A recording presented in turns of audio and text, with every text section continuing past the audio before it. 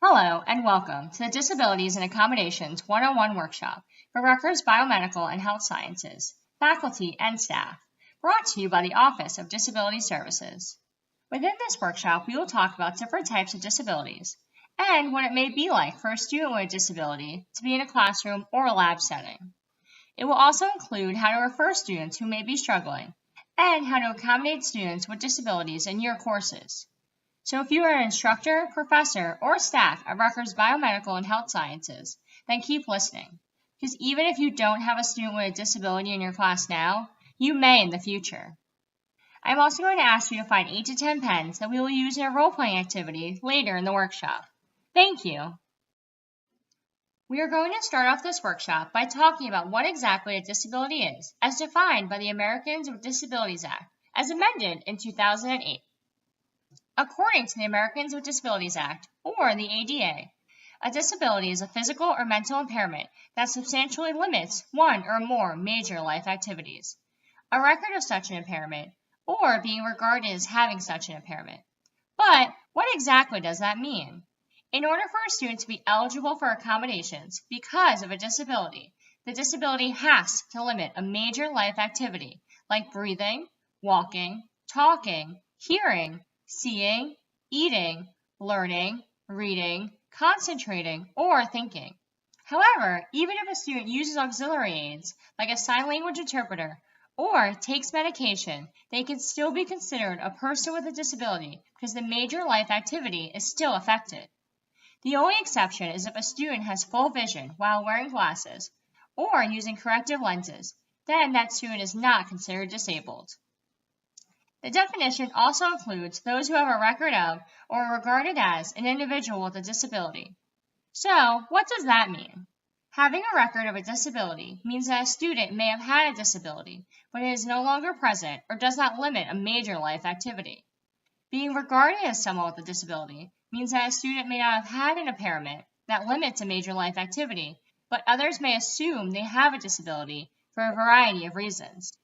Surgical scars or burns are examples of something that impacts a person's appearance, but may not limit a major life activity. Although having a record of or being regarded as an individual with a disability does not make a student eligible for accommodations, since no major life activities are impacted, they are still protected from discrimination under the Americans with Disabilities Act as amended in 2008. Now that we have talked about the definition of a disability, we are going to discuss the different types of disabilities your students may have. There are a variety of disabilities students may have. Some disabilities are more apparent than others, such as a physical disability, hearing loss or deafness, and vision loss or blindness. Physical disabilities are usually not considered hidden disabilities. Someone can be born with a physical disability or acquire one later on in life. A physical disability is one that affects or limits a major life activity that is physical, such as walking. Some physical disabilities are due to muscular or bone impairments, diseases, or degeneration. This includes impairments such as those resulting from amputation, osteogenesis imperfecta, muscular dystrophy, and arthritis. Other physical disabilities are due to diseases, degeneration, or disorder of the nervous system. This includes impairments such as cerebral palsy, spina bifida, multiple sclerosis, paraplegia, quadriplegia, and poliomyelitis. Some disabilities are considered not visible, and you may not even realize someone has the disability or impairment.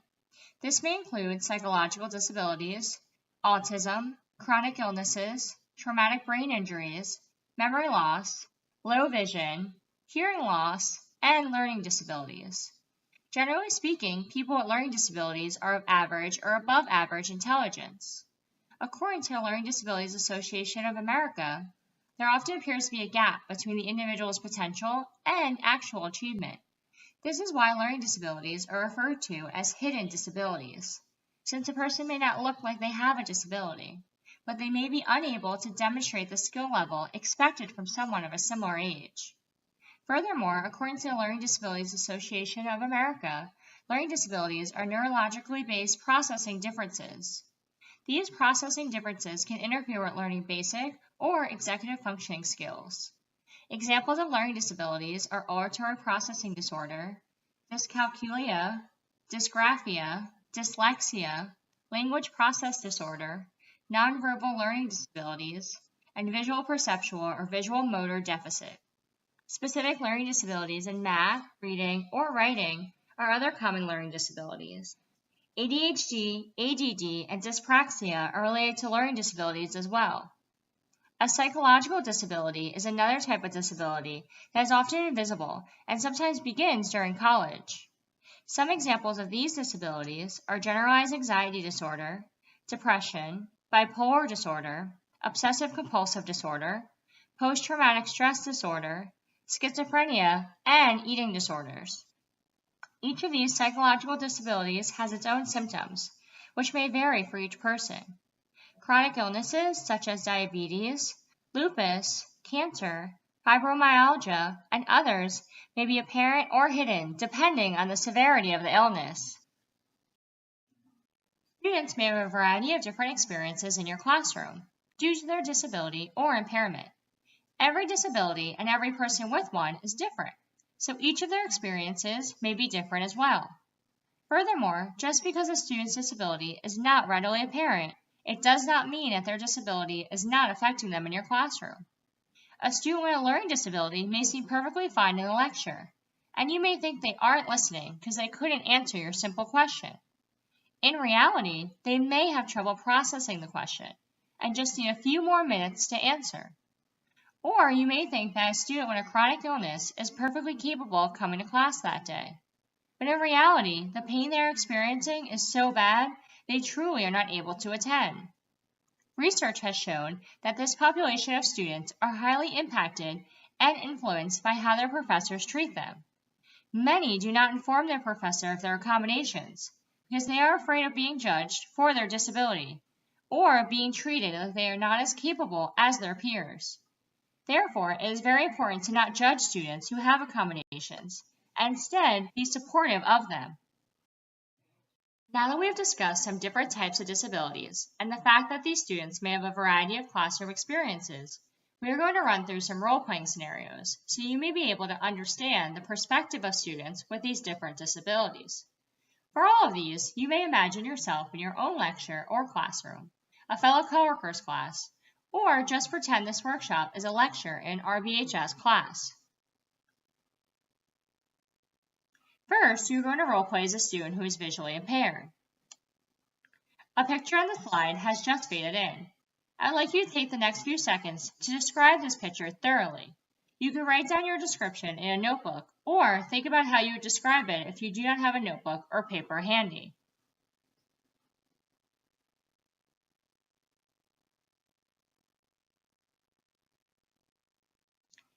As you can see, the one cat is not a normal color, and even the orange cat has varying colors of orange in its fur.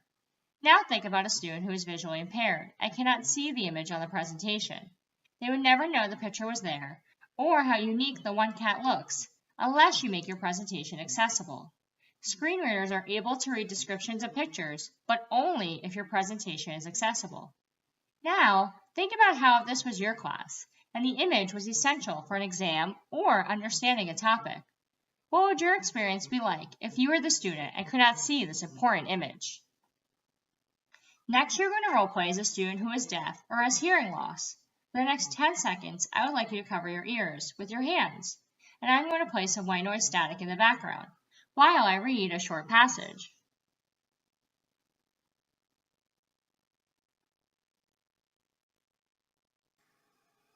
Within this workshop, we will talk about different types of disabilities to be a classroom or lab setting. You may now uncover your ears, and I have stopped the white noise sounds. Was there anything you weren't able to hear? If this were a lecture, you would have been able to read the PowerPoint, but without captioning or a sign language interpreter, you might have missed out on many things I said. If this happened to you during an undergraduate or graduate class, how would you have reacted? What would a student's experience in your class be like if they had a hearing impairment? You are now going to role-play as a student with a learning disability. There are many different kinds of learning disabilities, and they can range in severity. This role-playing scenario will give you a general idea of what it is like to struggle against what your brain may be telling you. The following activity is from the Disability Awareness Activity Packet, written by Bev Adcock and Michael Remus. Now, I want you to read these words out loud. However, you must read the color the word is written in, and not the word itself.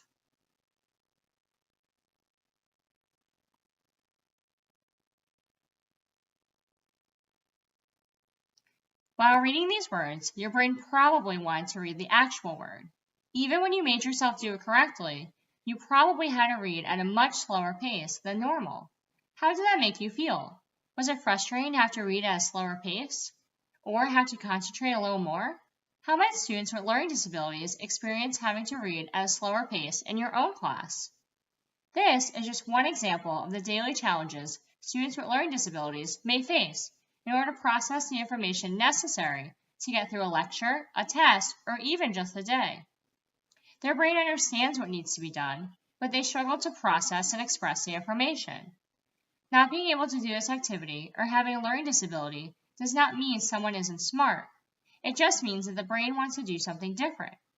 People with learning disabilities are generally of average or above average intelligence, but there often appears to be a gap between the individual's potential and actual achievement. For our last role-playing scenario, you're going to role-play as a student with a chronic illness. This scenario comes from Christine Miserando's Spoon Theory on her experience with lupus. Christine states that the difference in being sick and being healthy is having to make choices or to consciously think about things when the rest of the world doesn't have to. The healthy have the luxury of a life without choices, a gift most people take for granted. Most people start the day with unlimited amount of possibilities and energy to do whatever they desire, especially young people. For the most part, they do not need to worry about the effects of their actions. So, right now, I'd like you to grab the pens I mentioned in the beginning of the workshop and hold them in your hand. You should have about 8 to 10 pens. These pens represent your energy or ability to do everyday tasks with ease. When you are healthy, you have an unlimited amount of pens. But when you have to plan your day with a chronic illness, you need to know exactly how many pens you are starting with. You always need to be conscious of how many pens you have, and don't drop any, because during this, you can never forget you have a chronic illness. Start thinking about the things you do during the day. All the tasks and chores or things you do for fun, each one will cost you a pen. Let's start with getting ready for the day. You open your eyes, but you don't just open your eyes. You have to crack open your eyes.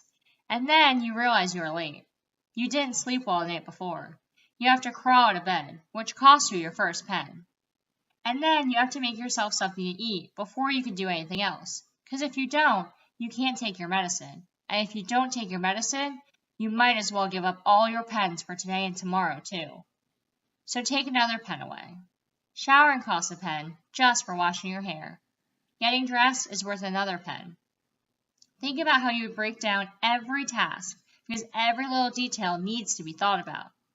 You cannot simply just throw on clothes when your illness is active. You have to see what clothes you could physically put on. If your hands hurt that day, buttons are out of the question. If you have bruises that day, you need to wear long sleeves. And if you have a fever, you need a sweater to stay warm, and so on. If your hair is falling out, you may need to spend some more time to look presentable. And then you need to factor in another 5 minutes for feeling badly that it took you 2 or more hours to do all this. Theoretically, you didn't even get to school or class yet, and you're left with 4 to 5 pens, maybe more. Now you need to choose the rest of your day wisely, since when your pens are gone, they are gone. Sometimes you could borrow against tomorrow's pens, but just think how hard tomorrow will be with less. A person who is sick always lives with the looming thought that tomorrow may be the day that a cold comes, or an infection, or any number of things that can be very dangerous. So you do not want to run low on pens, because you never know when you truly need them. You now only have a few pens left, but you still have to sit through class, listen, and take notes. These will cost you most of your pens before you have to drive home, or even before your next class. You also don't want to run out of pens by the end of the day, so you can safely drive home and be able to cook dinner or eat. Again, this is just one example of what it is like to live with a chronic illness. Now, think about how it felt to have to break down every activity, every task of your day, to have to think about and plan your day because you might not have enough pens. How did it feel? What do you think students may experience living with a chronic illness every day of their lives? This demonstration can help us understand what may be occurring with some of the students in your classroom, or with future students. Rutgers Biomedical and Health Sciences Office of Disability Services, or ODS, provides the necessary tools, resources, and support for individuals with disabilities to become responsible decision makers and self-advocates in charge of their own education. ODS also provides resources for faculty who support these students on our website, which is listed at the end of this workshop on slide 12, called Resources for RBHS Faculty. The Office of Disability Services is dedicated to the philosophy that all Rutgers University students are assured equal opportunity, access, and participation in the university's courses, programs, activities, services, and facilities. We recognize that diverse abilities are a source of strength, empowerment, and enrichment for the entire university community, and we are committed to the elimination of physical, instructional, and attitudinal barriers by promoting awareness and understanding throughout the university community. Our office is located at the Bergen Building on 65 Bergen Street in Newark. If you ever have any questions or concerns regarding a student with a disability, or a student you may think has a disability, please contact our director at 973-972-5396, or by the email listed on this slide. If you have a student who you feel is struggling in certain aspects of your class, such as writing, answering questions orally, or if they often miss class, it could be for a variety of reasons. Students may be struggling due to family or personal issues, a disability, or they may just be having a bad day. If you have questions or concerns before you decide to refer a student, please contact our RBHS ODS office at 973-972-5396. or via email at odsrbhs@ca.rutgers.edu.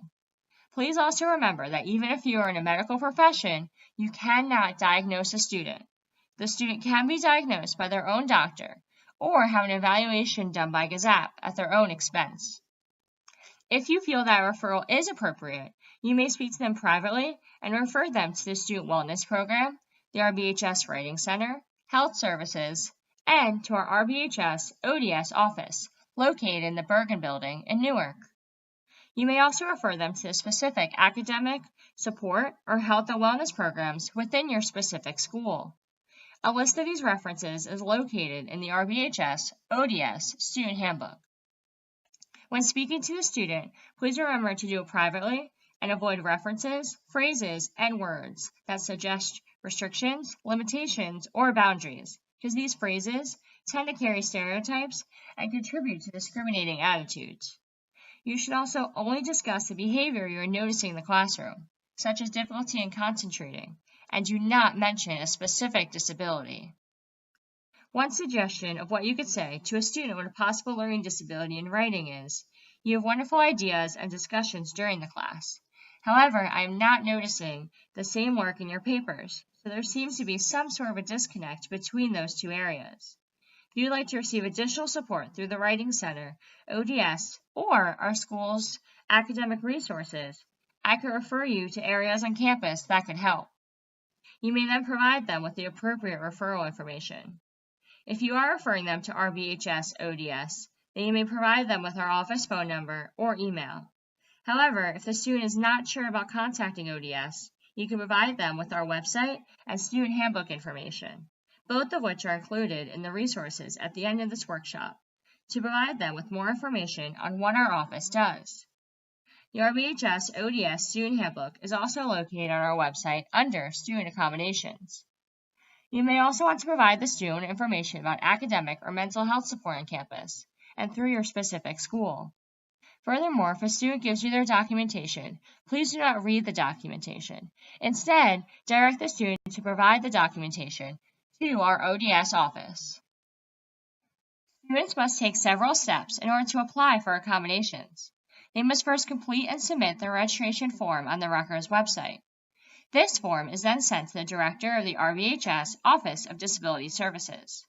The director sets up an intake meeting with the student to learn more about the student, their disability, and how it impacts them in and outside the academic environment.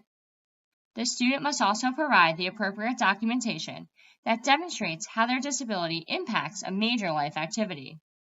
This documentation helps ODS understand how the disability may impact the student and helps ODS make informed decisions about reasonable accommodations that would facilitate equal access for the student in courses, programs, facilities, and activities.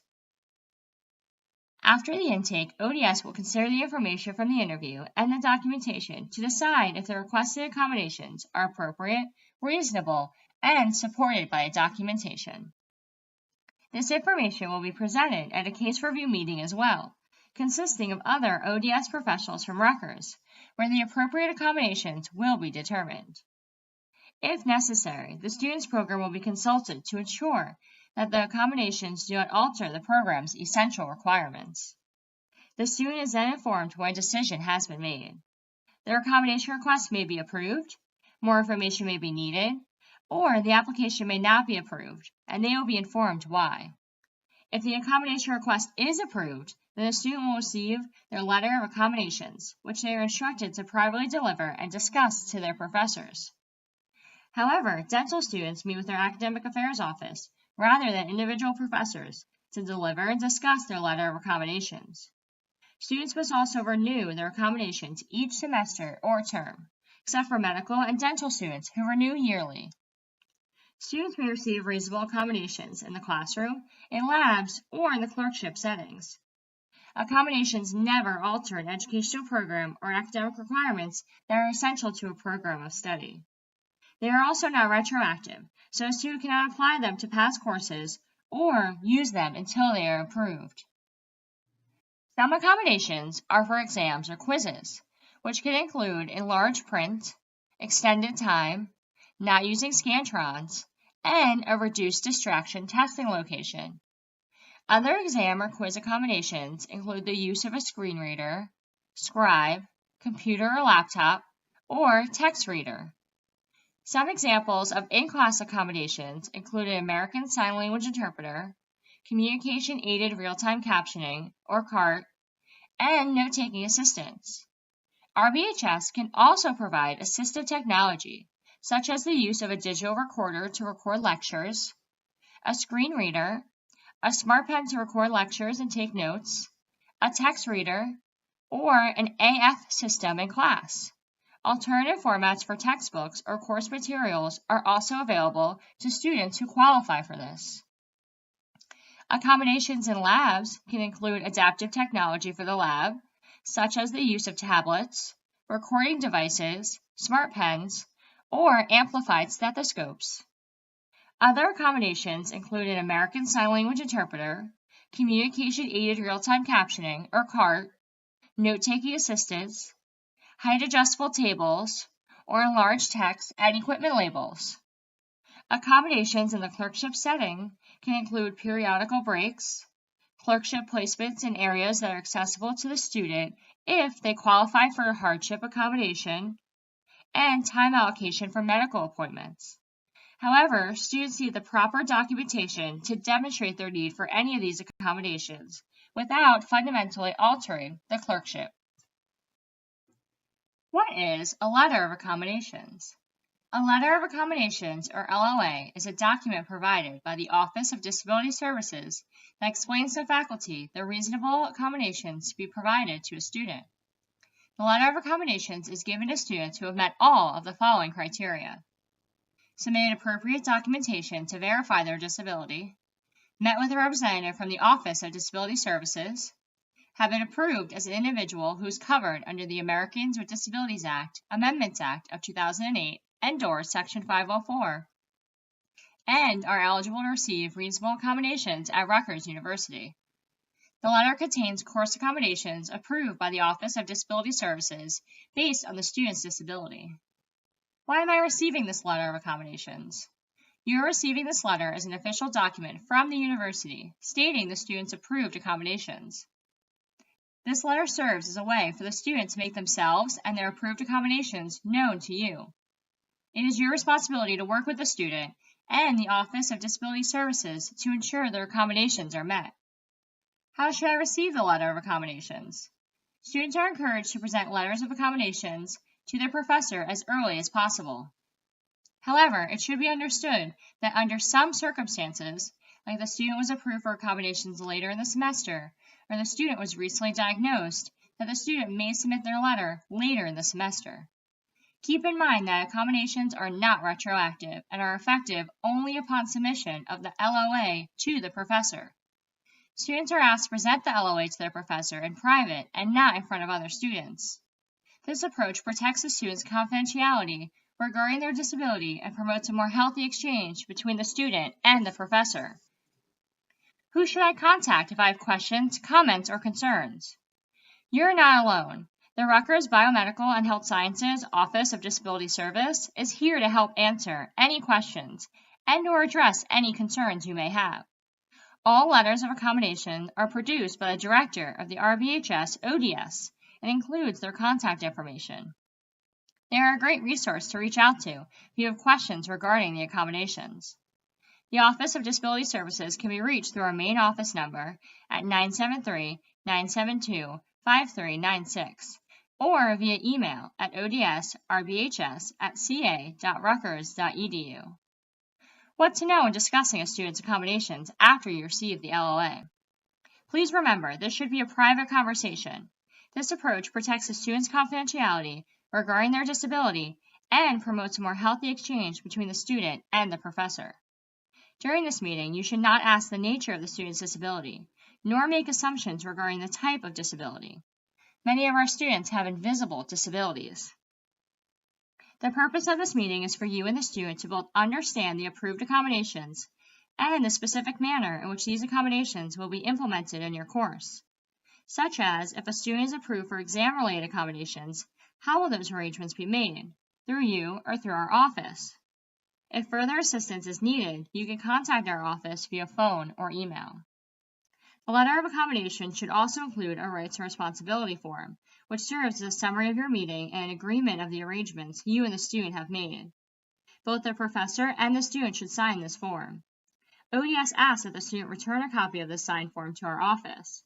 Please also retain a copy of both the LOA and the rights and responsibility form for your own records. What are my responsibilities versus the student's responsibilities? First and foremost, it is the student's responsibility to begin the process. It is the student's responsibility to request the letter of accommodations from the Office of Disability Services every semester, term, or year, depending on the student's program and school. It is the student's responsibility to self-identify and provide you with this letter in a timely manner. It is the student's responsibility to meet with you to discuss the accommodations listed on the LOA and the manner in which they are implemented in the class. As a professor, it is your responsibility to meet with the student. The purpose of this meeting is for you and the student to both understand the approved accommodations and the specific manner in which the accommodations will be implemented in your course. If you have any questions or concerns about the accommodations listed, it is your responsibility to contact our office directly. You can contact our office at 973-972-5396 or via email at odsrbhs@ca.rutgers.edu. What if a student does not have a letter of accommodations? If a student does not have a letter of accommodations, you are not legally required to provide any accommodations to the student. Please direct the student to contact the Office of Disability Services directly. Furthermore, all of this information is from the Faculty FAQ Letter of Accommodations website, which is located on this slide and at the end of the workshop. It is important to accommodate students within your classroom or labs. This includes making your Word documents, PowerPoint presentations, and all online materials accessible for all students. The following are suggestions on what you can do to make your Word documents and PowerPoints more accessible, and why. Use the links on the current slide if you'd like to know the exact steps on how to make these changes for PCs and Macs. through the Cheat Sheets for Accessibility website. This website also has information on how to make Excel and Adobe accessible, as well as making accessible web content and YouTube captioning. The link is also included on the resources for RBHS faculty slide. There are multiple ways you can make your Microsoft Word documents accessible for all students. You can create a uniform structure using heading styles, create alternative text for images, and use true columns and true numbered or bulleted lists.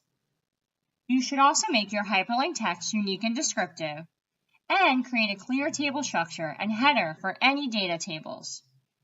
These changes allow a screen reader to navigate and read a document, which improves accessibility. Without these changes, the screen readers may not be able to read the document to the student, which can be confusing and unhelpful. For example, without adding alternative text for images, a screen reader will not inform the user about the image, and a student with a vision disability may never know the image is on the document. Furthermore, students with various disabilities, not just visual impairments, use screen readers, which demonstrates the importance of these accommodations. You can also check if your Microsoft Word document is accessible. This checker presents accessibility errors, warnings, and tips for making changes. When creating Word documents, you should ensure that the font size is sufficient, around 12 points. Provide sufficient contrast. Don't use color as the only way to convey meaning. Provide a table of contents for long documents, and use simple language. There are multiple ways you can make your Microsoft PowerPoints accessible for all students as well, and many are similar to the accommodations for Word documents. You should use slide layouts and add alternative text for images. If you insert other content into a slide, like a text box or image, it will be read by a screen reader in the order it is added to the page. And you can also check or fix the reading order after creating the slide. You should also make your hyperlink text unique and descriptive, and create a clear table structure and header for any data tables. Try to keep your table simple, because there is no way to add table header information in a way that will be identified by a screen reader. All these accommodations ensure that the screen reader will be able to read the PowerPoint correctly, which is essential for students who use screen readers. You can also check if your PowerPoint is accessible. The accessibility checker will show accessibility errors, warnings, and tips on how to repair the errors. When creating PowerPoints, you should also ensure your font size is sufficient and provide sufficient contrast. If your presentation will be viewed on a projector, the font size may need to be even larger, and the contrast may need to be even more pronounced. Furthermore, you should not use color as the only way to convey meaning. Avoid using automatic slide transitions, and use simple slide transitions when possible. Do not put accessibility information like alternative text in the slide notes. Ensure that embedded videos have captions. Include a transcript for embedded audio. Use simple language. And if you use animations, ensure that they are brief and do not distract from the most important content on the slide. The sources for all this information have come from the National Center on Disability and Access to Education's Accessibility Cheat Sheets.